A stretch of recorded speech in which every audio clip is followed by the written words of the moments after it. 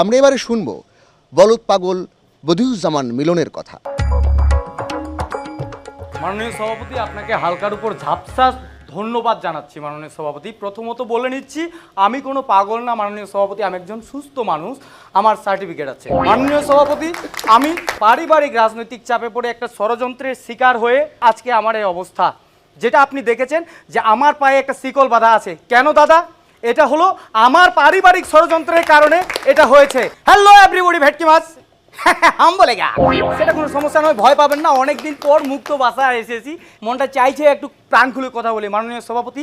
তবে হ্যাঁ, আমি কি করে পাগল হলাম, পাগল নই কিন্তু আমি কি করে পাগল হলাম মানুষ যে বলে, সেটা আমি আপনাদেরকে অবশ্যই বলবো মাননীয় সভাপতি। আমি যখন স্কুলে যাই, আমার প্যারেন্টস আমাকে একটা টিচার এনে দিল, গণিতের টিচার। আমি ম্যাথে বলদ ছিলাম মাননীয় সভাপতি। তারপর আমি খুব সুন্দর ম্যাথ পারতেছি মাননীয় সভাপতি, ম্যাথ পারতেছি। আমি স্যারকে বললাম, স্যার আপনি তো ক্লাসে এইরকম করে কোনো দিন পড়ান না স্যার। আর আমাকে শটাং একটা থাপ্পড় মেরে জানেন মাননীয় সভাপতি মাটিতে ফেলে দিল। পরে আমি ফেল গিয়েছি একটা সাবজেক্টে নয় তো মাননীয় সভাপতি, পাঁচটা সাবজেক্টে আমি ফেল গিয়েছি। বাবা খুব রাগ করেছে, আমাকে বাসা থেকে বের করে দিয়েছে মাননীয় সভাপতি।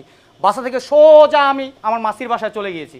তো মাসির বাসায় গেলাম, কয়েকটা দিন বেশ ভালো মতো ঘোরাঘুরি করলাম, ভালো খাওয়া দাওয়া করলাম, আমাকেও একটু সম্মান টম্মান দিচ্ছে, আমারও খুব ভালো লাগছে, আমি আছি মাননীয় সভাপতি। তারপরে হঠাৎ করে আমার দিদিকে বিয়ের জন্য দেখতে আসছে পাত্রপক্ষকে। আমার মাসি বলতেছে, আমার দিদি তো খুবই ভালো, খুবই লক্ষ্মী মেয়ে, খুবই সোবার, সে কোনো সোশ্যাল নেটওয়ার্কের মধ্যে নেই, তার ফেসবুক আইডি নেই, তার ইনস্টাগ্রাম নেই।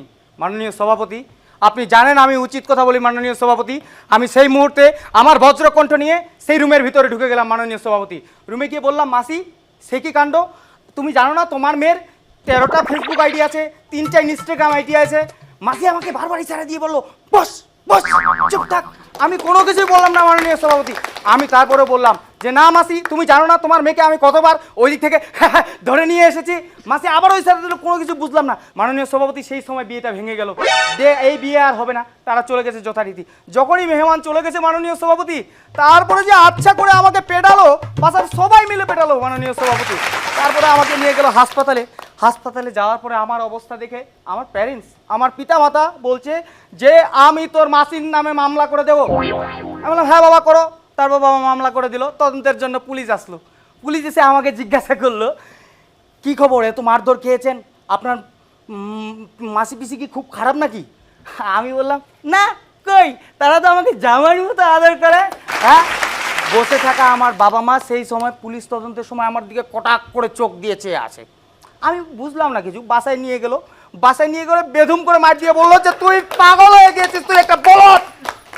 মাননীয় সভাপতি, আমার বাবা আমার সব সময় আমাকে সদ উপদেশ দেয়, এটা করা যাবে না, ওটা করা যাবে না, এটা করা যাবে না, ওটা করা যাবে।